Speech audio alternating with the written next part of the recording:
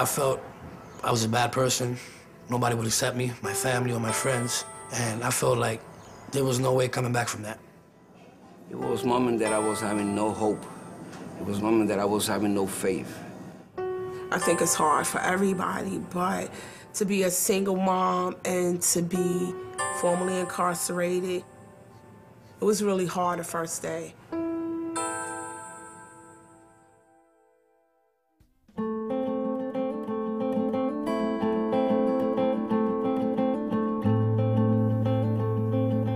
We send too many people to prison for far too long.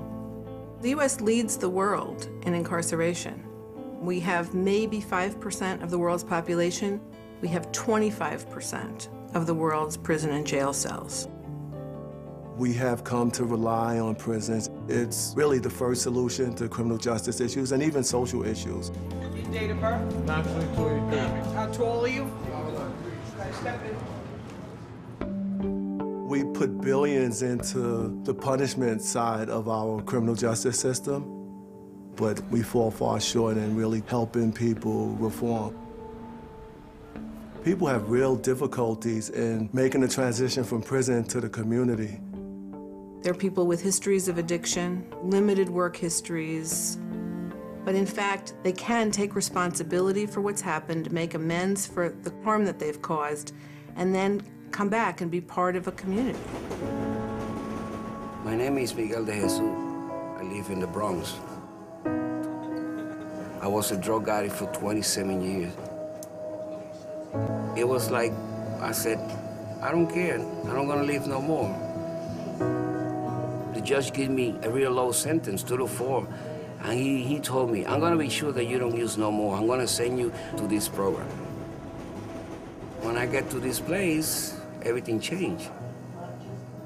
It's one of our fundamental beliefs at Osborne that everybody has the capacity to change.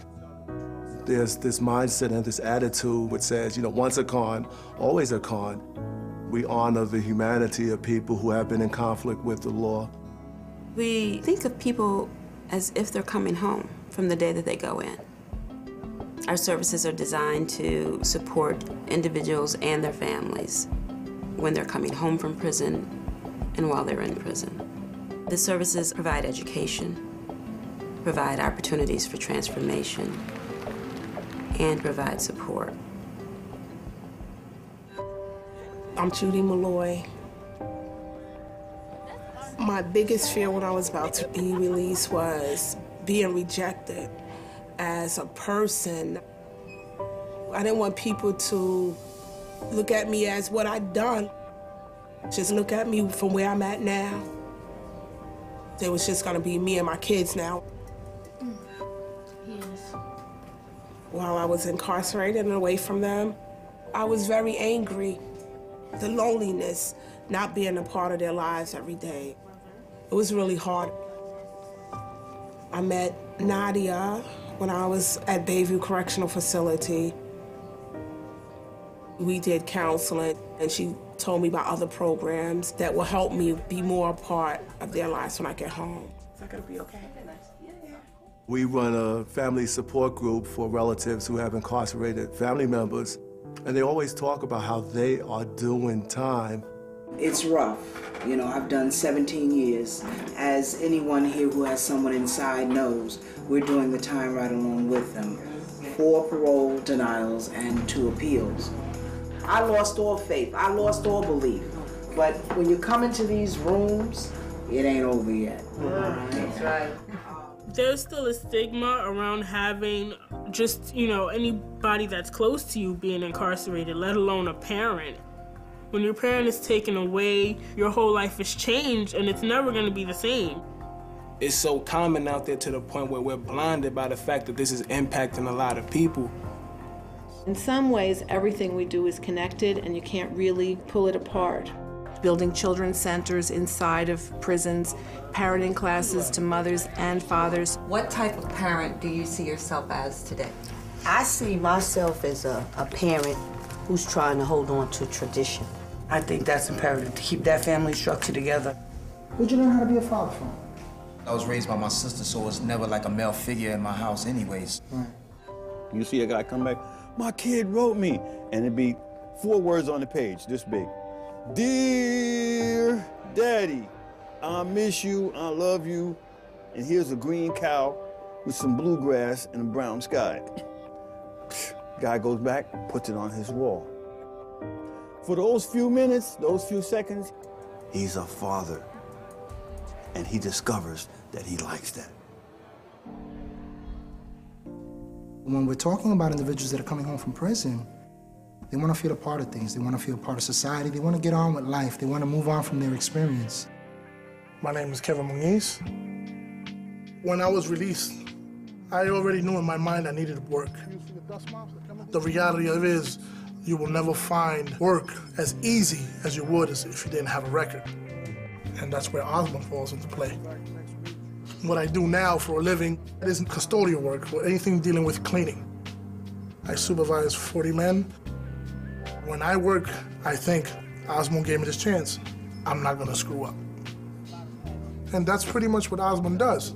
They give us that opportunity, and my guys are, including myself, are absolutely indebted to them.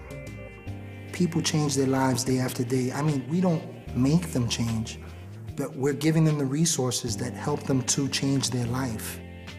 They just take it on. I found that they let me figure out what my problem was. They let me decide how to fix that problem. And they let me come up with a plan to use on the outside that I came up with. So I know it's mine, and I know it's real to me. Why am I bringing that up? So we don't get stuck with our old habits. Uh-huh. Anybody want to add to that? My name is Raul Alicea. I'm 24 years old. And if we don't grow, we don't change. I was selling crack cocaine. I was arrested, incarcerated for 2 weeks, and I was sent to this program, which I thank God for, and it's turned my whole life around. As I was arrested, I thought I was done. I know I'm gonna go to prison. Thankful to God, I do an outpatient program here at Osborne for 12 months, which has been very helpful to me. I was a pretty good kid, but my father died of HIV when I was 7.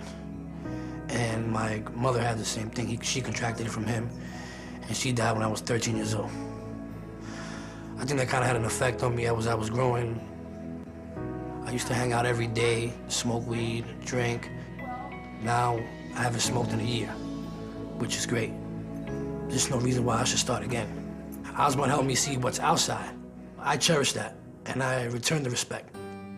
The impact that Osborne makes in the lives of the children and families it services spreads to the communities that they live in. There's less violence, there's more respect.